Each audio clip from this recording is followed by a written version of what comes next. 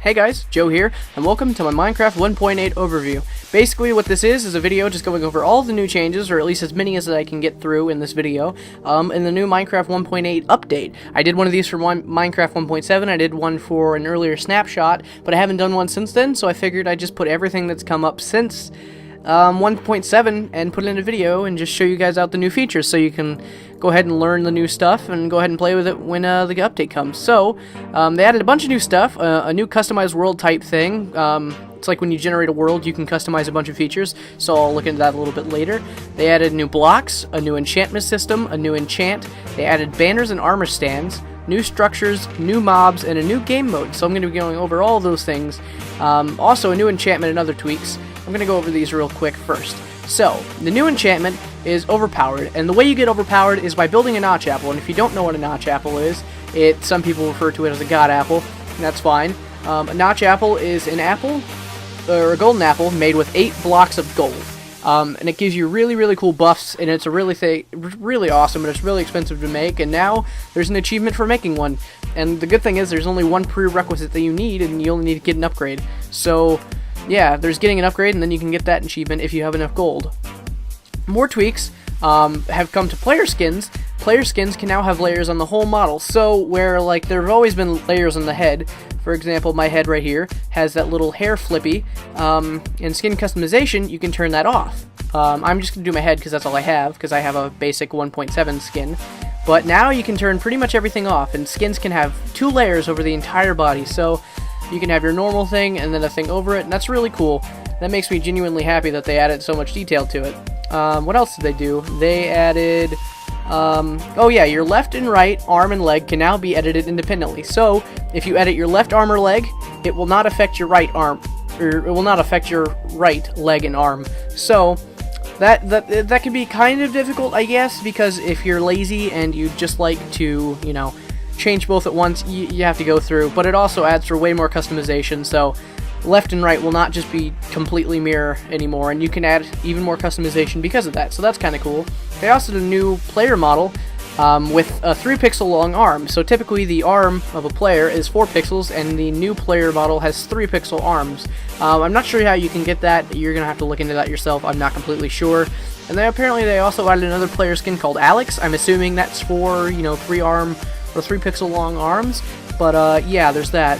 Also, the max render distance has been changed to 32 chunks. I can't show it right now, for some reason it's not in this pre-release, but it has been changed. The max render distance is now 32 chunks, which is 512 blocks, and a new F3 menu. So if you open up your F3 right here, it's a little bit tinted gray, so you can see it better now. That's kind of cool. As you'll see, your X, Y, and Z are all in one line, as opposed to up and down like before. I don't particularly like that change, but I can see where that would make it easier for other people. And you can also see your biome, your light level, your difficulty, stuff like that. And actually, it makes it really more sort of convenient and, you know, kind of simple. And for that, I guess it's kind of an update. New game mode. They added a new game mode in this update, and it's game mode 3, and it's basically just spectator mode. So if you type in game mode 3, you'll basically no-clip. You can go anywhere and everywhere in the entire world, and you can't interact with anything. But also another feature, if you right-click or left-click on a mob or a player, you can see them from their point of view. So as you'll see, I'm a creeper right now, and I'm looking in the creeper's point of view, which is really rather cool.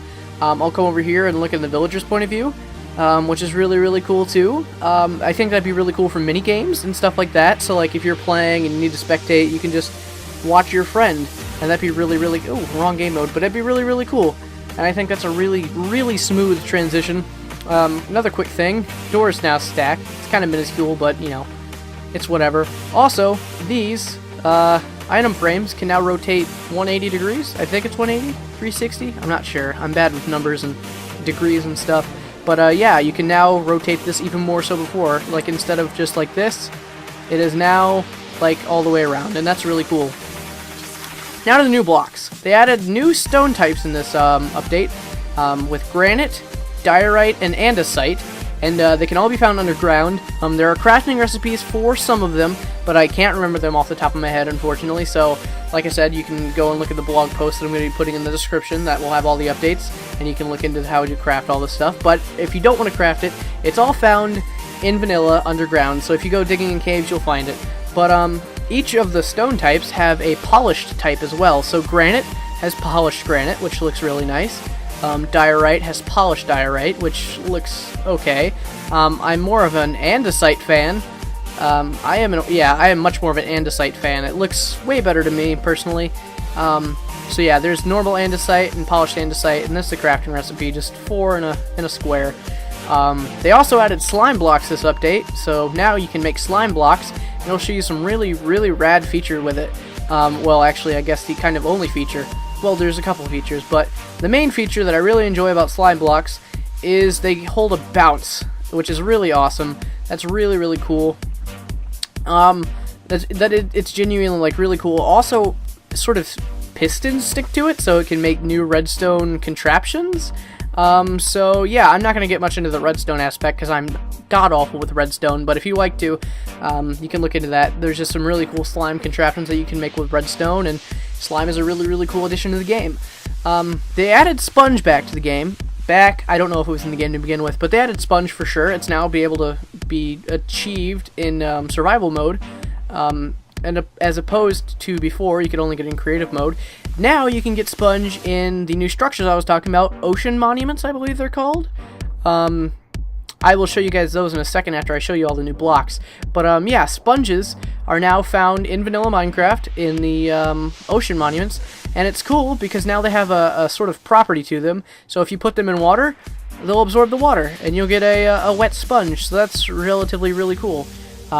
Here's the difference between the two. As you'll see, sponge has a different texture than it did before the update, so there's that. I prefer the old texture, but this looks just as nice.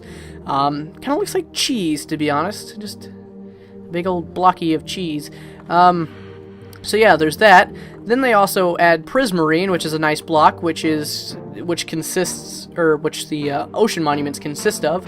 It's a big building block in there, and you get them by getting prismarine shards and making them into 4. You can get these shards by killing the new water mobs that I'll talk about in a second over there. Through here, you can get prismarine bricks through a 3x3 in the crafting table of prismarine shards. If you use the prismarine shards like that and then an ink sac in the middle, you can get dark prismarine, which looks really nice. And also sea lanterns, which act as a sort of new light source, which is really cool because I've been looking forward to a sort of white light source, I guess you'd say, as opposed to a redstone lamp. If you see in the middle, there's a little animation to it too, like it's glowing outwards, and it looks really, really cool. And the way you make that is by getting prismarine shards and prismarine crystals. So you can get both of those from killing the guardian mobs, which are now in the ocean monuments. And if you give me a second, we're going to go over there right now and check out the ocean monuments. So, this is what an ocean monument looks like. They can be found in, well, obviously the ocean, as you can tell by the name of them. Yeah, and they're underwater, and well, as you can see real quick, this is the new hostile underwater mob called a guardian. And they kill squid, which I find just hilarious. They'll just randomly attack squid out of nowhere. They are hostile, so they will try to kill you. So watch out for these guys. But basically, they are found in pretty much all the oceans, but a lot of the time they will be surrounding this big thing, which is the ocean monument. And if you go inside, you'll see that it's mostly comprised of prismarine bricks, and dark prismarine. Actually, I think that's all it's made of. And there's sea lanterns inside to light the way. As you'll come inside here, you'll notice there are guardians everywhere. That's just because they protect the place. So you'll have to get past these guys, and they are not to be trifled with. They can actually do really, really good damage. So I'd advise wearing really good armor when you come in here. But if you come in the center here, you'll notice this big brick thing. And in the big brick thing is 8 blocks of gold. So if you come in here and raid the center area, you can get 8 blocks of gold and do whatever you want with gold. I don't know, maybe get nuggets or bars for tracks or even a notch apple, and you can get that really cool new achievement. But watch out, because in these rooms there are typically a really, really big guardian guy, one of the big fellas, and they attack you, and I'm pretty sure they do more damage. Just so you know, though, the guardian mobs not only damage you, but they also give you a mining fatigue, which makes you hit slower, which can be kind of difficult to counter, so try to avoid them the best that you can. But yeah, if you come in here and sort of come in the middle part, you can get, 8 blocks, and that'd be really cool. Also, you can just steal the sea lanterns from here, but if you'd like, you can kill the guys and get the stuff you need. I'm really looking forward to using sea lanterns in builds, because it's a really cool block, and I love it just so much. It's really interesting. But if you give me a second, we'll go back over to the update area and check out what else there is that has been added to the update. Alright, so another new thing they added was last update they added red sand with the mesa biome. And now you can make red sandstone out of it, which is really cool because you weren't able to do it before. I'm pretty sure you can make maybe normal sandstone out of it, but for sure now you can make red sandstone, which is really cool. It's kind of aesthetically pleasing, honestly. It's a nice contrast to some things, and it's just really cool looking. And just like everything else, you can make smooth red sandstone, just like normal red sandstone, or normal sandstone, I mean. And you can also make chiseled red sandstone with 2 red sandstone slabs? Yeah, slabs. And it's really cool because I know the normal chiseled sandstone has a creeper face and this one has a wither face, which is really, really cool. I dig this a lot. Maybe they're hinting that in the future they'll have, like, I don't know, mesa temples? I don't know, that'd be cool.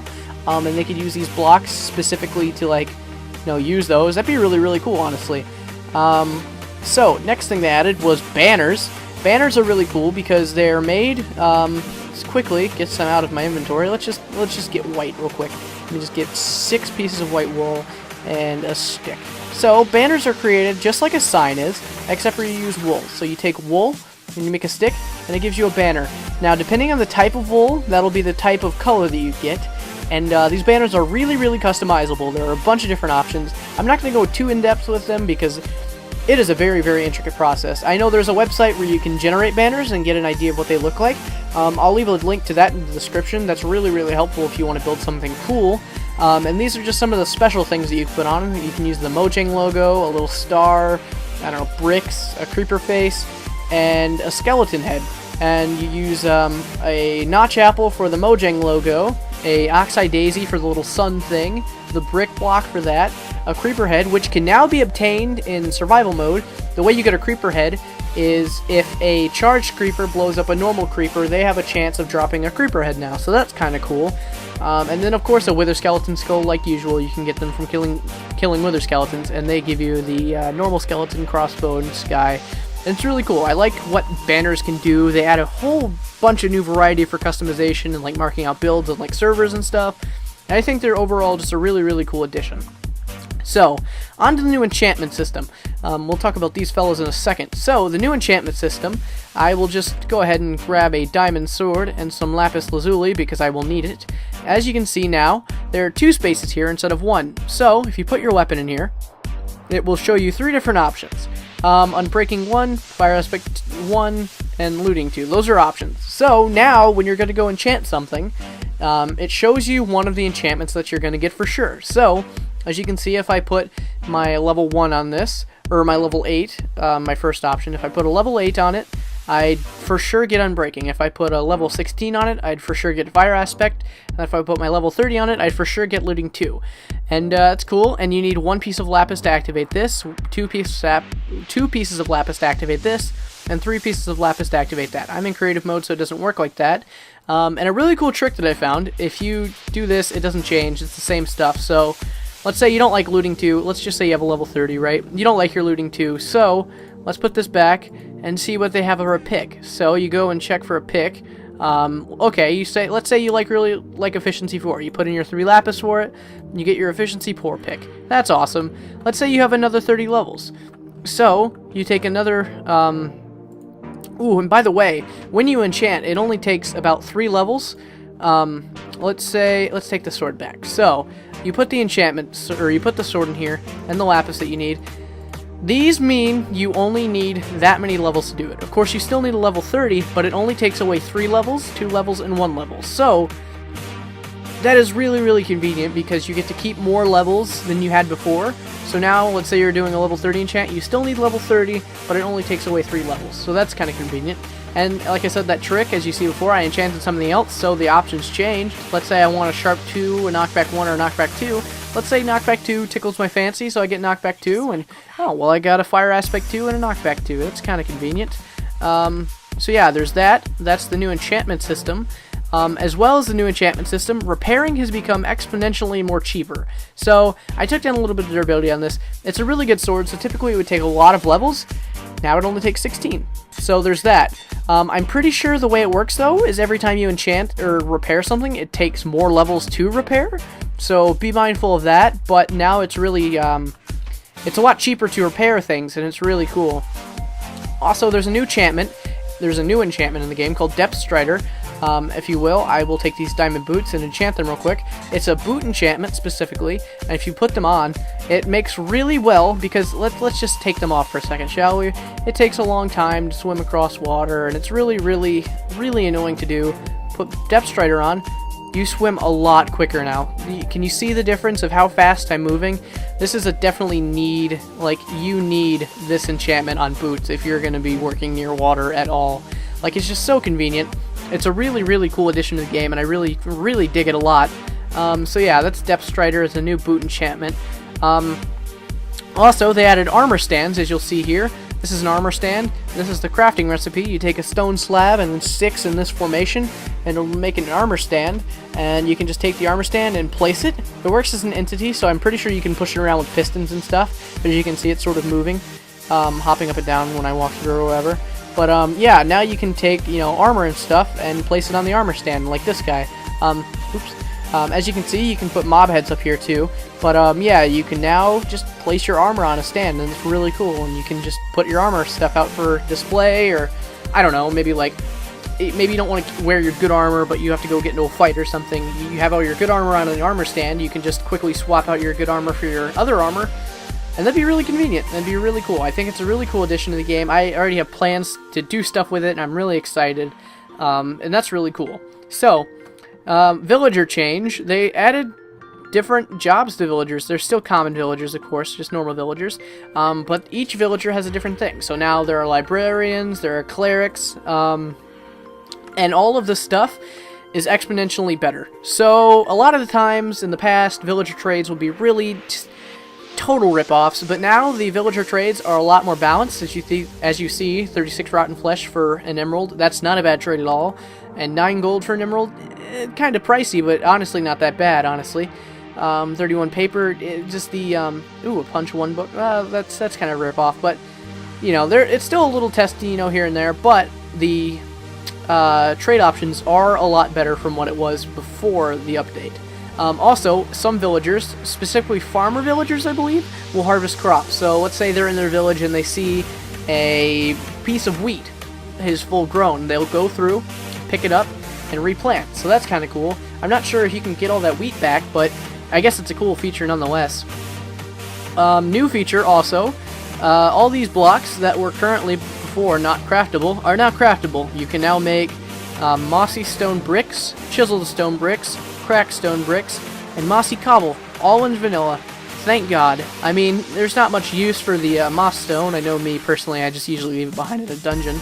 But you can now craft it if you so wish. And I know mossy stone bricks and stuff are kind of rare, and so are the chiseled. I think you can only get chiseled in jungle temples before, but now you can craft everything. So you can make mossy stone bricks by using normal stone bricks and vines, and that makes mossy bricks. You can use 2 stone brick slabs on top of each other. It'll make chiseled stone bricks. If you take a stone brick and a piece of coal, it will make cracked stone bricks. And mossy cobblestone you can use by just using cobblestone and vines, and that makes moss stone. So that's kind of cool. Another new block they added was coarse dirt. Coarse dirt is really cool. It's just different. Grass does not grow on it, so as you'll see, I'll place that down in replacement of that. The grass will not grow over it, so that's kind of cool if you need that. It looks really nice in paths, I've come to realize. And the way you make coarse dirt is dirt in those 2 spots and gravel in those 2, and it gives you 4 coarse dirt.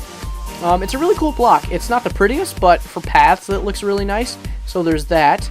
Onto some new mobs and stuff. Sheep, obviously not a new mob, but they now drop food. So if you kill a sheep, you get raw mutton, and you can cook it to get cooked mutton. So let's say I'm feeling cross with that sheep, I can now get raw mutton as along with wool. So, you know, all those moments where you just think to yourself, oh god, I wish sheep dropped food, or you're in the middle of like an adventure and there's no cows around and you just see an abundance of sheep. Well, now sheep drop food, so there's that, and that's really convenient. Let me put the sword back really quickly. Over here, there's another new mob called an Endermite. Let me grab the egg. Pretty sure these are found in the end, but I'm pretty sure Endermen can also drop them when they teleport. They're kind of like silverfish. They will eat at you from your feet or whatever, and they'll attack you. They're hostile. I'm pretty sure they Endermen leave them behind sometimes when they teleport, so there's that. And as well as they are found in the end. Put my Endermite egg back. Another new thing is rabbits. Rabbits is a really cool addition. I don't really see the need for them, but they are rabbits in Minecraft, which is really cool. Like every new every new mob they add to the game, I just feel really cool because it's like all the stuff for Mo creatures is just becoming even more relevant or irrelevant. So rabbits can breed. Oh, as you'll see, they are very, very hoppy mad. Rabbits breed by eating carrots, so let's just breed a couple of these buddies together, shall we? Let's eat them. I don't know, come on. Eat, eat, eat. Maybe I'm taming them? I'm not sure, but I know you can breed rabbits with carrots, so that's a thing now. Put that away. Oops. Also, if you kill a rabbit, let me just take out this sword. I'm sorry to have to kill you, Rabbity, but... oh, see, this little baby bunny! A little baby rabbit. They do breed. That's really cool. But if you kill a rabbit, where are you going? Where are you going? He's trying to hop away is what he's doing. Rabbit, that one did not do anything except for XP. But rabbits will... did he drop anything actually? I can't break through here.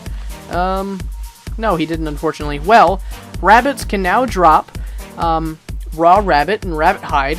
You can cook raw rabbit and get cooked rabbit, and that's another food source, which is really cool.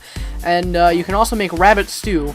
I can't remember off the top of my head what the recipe for rabbit stew is, but it's a thing. I know it is. I believe it's like a bowl, rabbit, or raw, or maybe cooked rabbit, a carrot, and a baked potato, I think, maybe?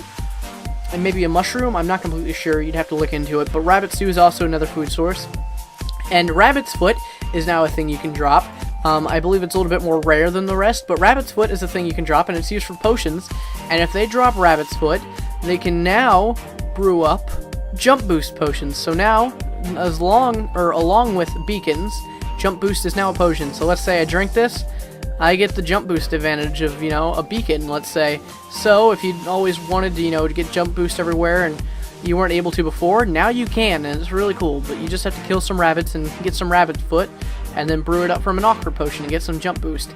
And I'm pretty sure the changing elements like glowstone and redstone are the exact same, so whatever you'd use to like get an instant health too, just use that same glowstone or redstone for the jump boost potion. I can't remember off the top of my head, I don't brew enough.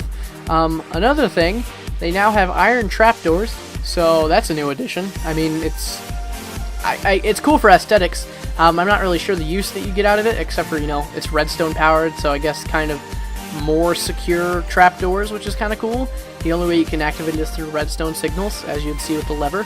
As well as buttons can now be placed on ceilings and floors. So, I'm not sure the use that would come out of that, but I'm sure it would probably make redstone contraptions a lot easier. So there's that.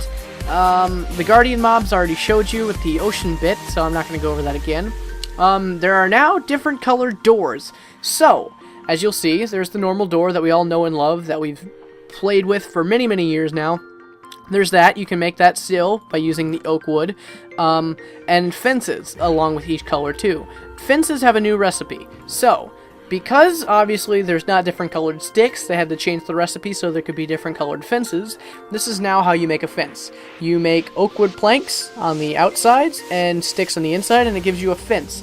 Now, fence gates are still crafted the exact same way. You just have to use your specific color of wood on the inner, section when you're going down, and that will give you the specific color of fence gate. So, as you can see, the spruce wood fence, the jungle wood, the acacia, and the dark oak.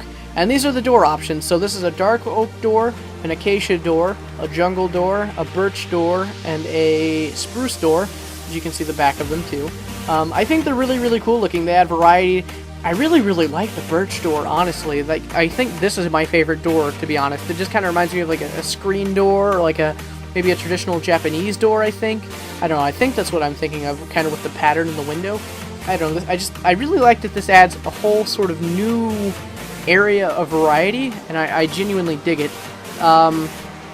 Another new thing is beacons can now get their colors changed if a piece of colored glass, pane or normal block, is placed above the beacon. So, as you can see, here's a beacon for every color.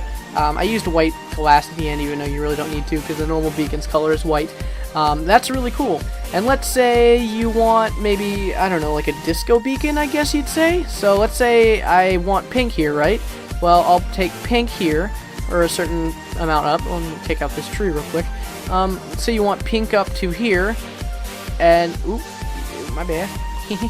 Let's say you want pink up to here, and then you switch it to gray. So, pink up to here, and then as soon as there's another piece of glass, it'll change color. So that's kind of cool. That's a little interesting, you know, feature. It'd be really cool for like maybe like disco club builds or whatever. I don't know what it could be used for, but it'd be really cool all the same. And another thing they added in this update is the world border. As you can see, the world border here, I cannot pass through it. It was a new update, and it's really, really cool. It makes so, like, I don't know, maybe survival games, like, because you know, like, when you go onto a server and you see a survival games map, there's the sort of glass dome. And for me, glass domes have always been kind of ugly, so now they can replace them with these world borders, and you can't pass through them. I believe there's ways that you can glitch through them, but you can't do anything once you're on the other side. You get kind of stuck. But yeah, it works sort of like enclosing in a little area, so if you only want people to go into a certain area, you put up a world border, and that's cool.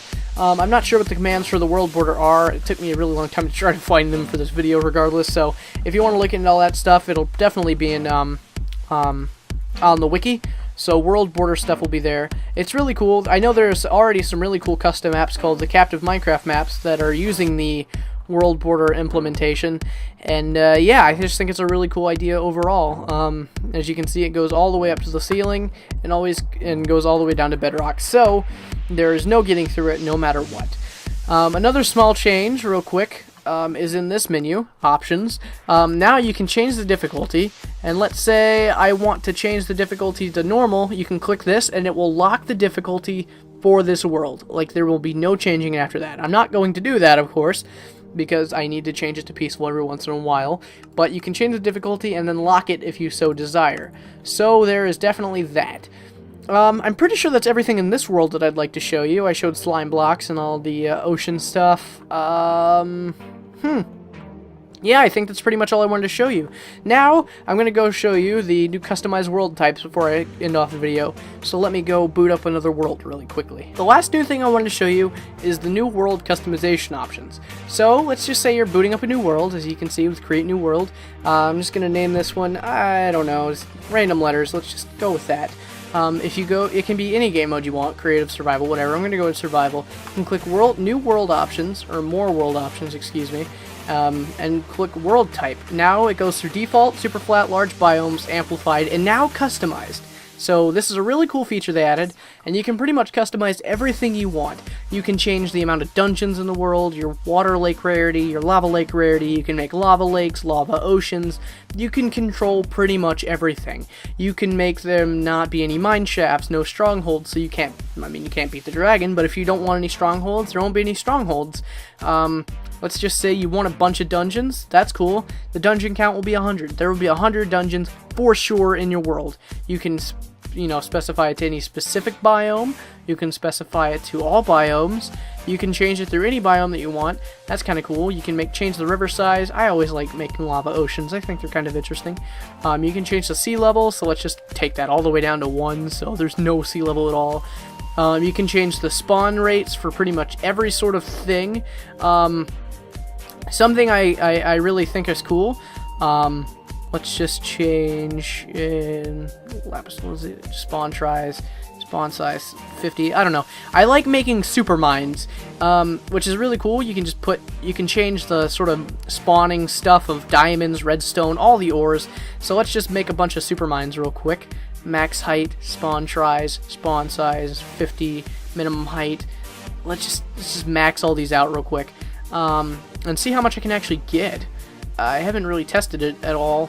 Let's just go ahead and, yeah, that's all the ores. So, I'm going to quickly load up the world, And then we're going to go through. Actually, I wanted to show you the last page. There is still some more stuff. I'm not sure about any of this stuff, but you can try with it if you want. You can change the depth noise scale, the height scale, the upper limit scale. I don't know what all that means, but it's there if you know what it is and you'd like to change it. I'm going to go ahead and boot up this world so you can check out the super caves that I was talking about. And yeah, just give me a second. Alright, so I spawned here. I'm just going to walk around a bit until I can actually, there's a cave right there, and there's redstone already. And there's a cave here, too. And, oh my god, that's really cool. Okay, so that's a lot of gold and lapis and redstone and coal. There's no coal yet, but... God, oh yeah, there's coal right there. God, that's really cool. Let's see what I can get over in this cave real quick. There's some gold and redstone and diamonds. This is really cool. And iron. God, these caves.